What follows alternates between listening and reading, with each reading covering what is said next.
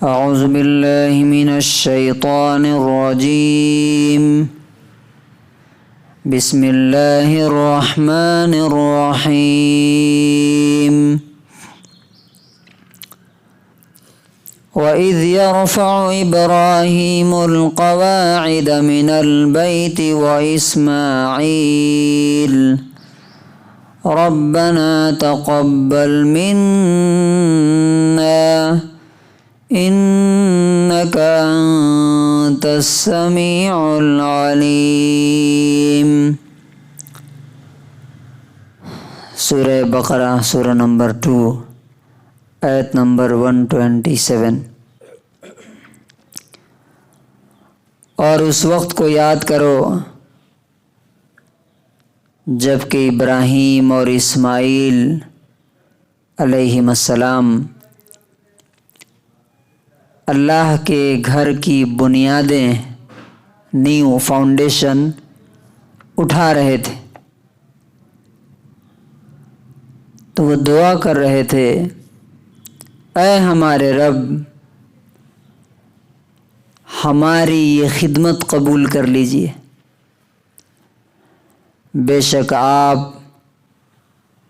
سب کچھ سننے والے اور سب کچھ جاننے والے ہیں۔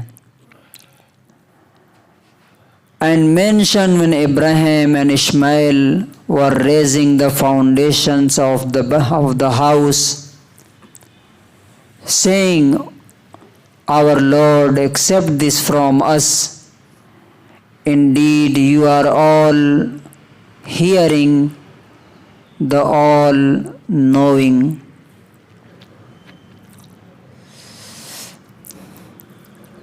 اس آیت کے اندر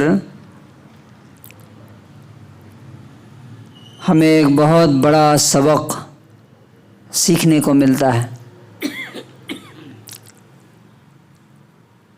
اللہ تبارک و تعالیٰ نے خاص طور سے یہ چیز ہمیں سکھانے کے لیے یہ واقعہ کوٹ کیا ہے، نقل کیا ہے۔ آپ بتائیے کہ دنیا میں اللہ کے گھر کو بنانے یعنی خانہ کعبہ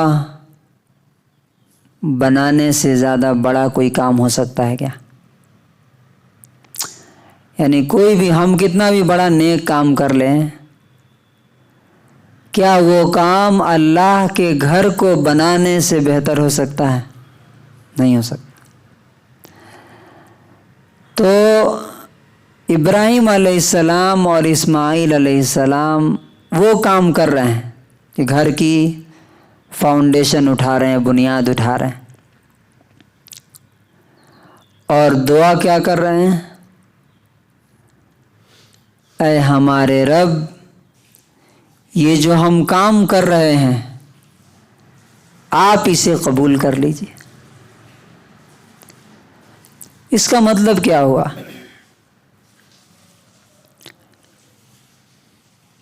وہ ہمیں یہ سکھانا چاہتے ہیں، یا اللہ تعالیٰ اس واقعے سے ہمیں یہ سکھانا چاہتا ہے کہ دیکھو جو لوگ ہم سے جتنا کلوز اور جتنا قریب رہتے ہیں وہ اتنا ہی ہم سے ڈرتے رہتے ہیں۔ اتنا بڑا کام کرنے کے بعد بھی ان کو یہ ڈر لگا رہتا ہے کہ پتہ نہیں یہ میری عبادت قبول ہوگی کہ نہیں، میری یہ خدمت قبول ہوگی کہ نہیں۔ اب اس کو دوسرے طرح سے آپ سمجھیے، مثال کے طور پہ ہم تھوڑا سا کوئی نیک کام کر دیتے ہیں، کوئی صدقہ کر دیا، کوئی خیرات کر دیا، کوئی دین کا کام کر دیا، تو دل میں کیا سمجھنے لگتے ہیں کہ ہم نے بڑا کام کیا، بڑی عبادت کر دی۔ اور بعض لوگ تو لوگوں سے بتا بھی دیتے ہیں کہ ہم تہجد بھی پڑھتے ہیں، ہم دعوت بھی کرتے ہیں، ہم فلاں بھی کرتے ہیں، ان کو اتنا دیتے ہیں، ان کو اتنا دیتے ہیں۔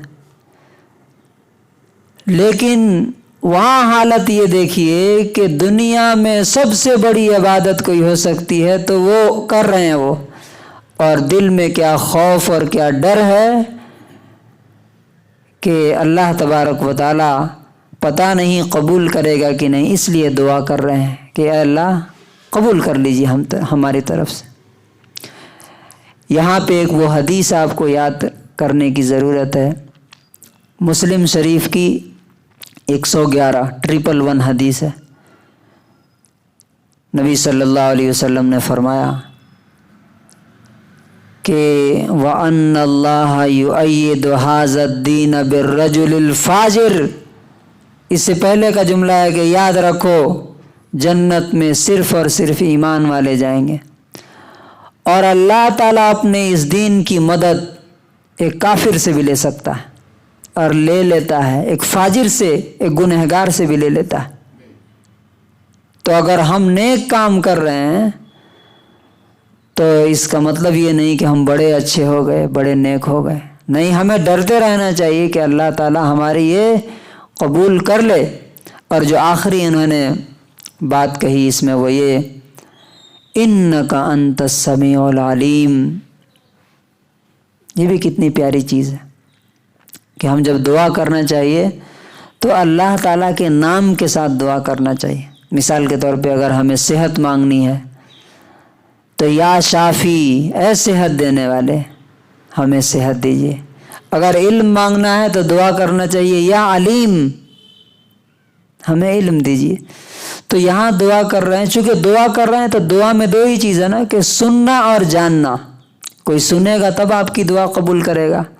تو کہہ رہے ہیں اِنَّكَ أَنْتَ السَّمِيعُ الْعَلِيمُ، بے شک آپ ہی سب کچھ سننے والے ہیں.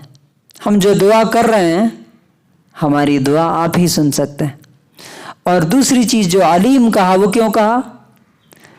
کہ ہم جو زبان سے بول رہے ہیں وہ تو آپ سن ہی رہے ہیں، لیکن ہمارے دل میں کیا ارادہ ہے وہ بھی آپ جانتے ہیں، کس نیت سے ہم یہ کام کر رہے ہیں. تو اس کا مطلب کیا ہے؟ آپ زبان سے چاہے جو کچھ بھی کہیے، اگر دل میں آپ کی وہ کیفیت نہیں ہے تو اللہ تعالیٰ قبول نہیں کرے.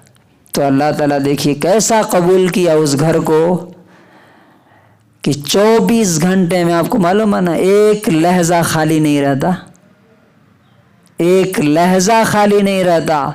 جتنے لوگ اس کے آس پاس گھوم رہے ہیں، قرآن پڑھ رہے ہیں، نمازیں پڑھ رہے ہیں، سب کا ثواب اس ابراہیم خلیل اللہ کو جاتا ہے جس نے وہ گھر بنایا. کیا قسمت ہے. تو اس سے ہمیں کیا سیکھنے کو ملتا ہے؟ ہمارے دل کی بھی اگر وہ کیفیت ہوگی اور ہمارے دل کا بھی یہ جذبہ اور یہ ارمان ہوگا، یہ خواہش ہوگی کہ کاش اللہ تعالیٰ مجھے قبول کر لے، میری خدمت کو قبول کر لے، تو اللہ تعالیٰ ہم بھی جو کچھ کر رہے ہیں اللہ اس میں بھی برکت ڈال دے گا. اللہ تعالیٰ ہمیں اس آیت سے صحیح سبق اور نصیحت اور عبرت حاصل کرنے کی توفیق نصیب فرمائے.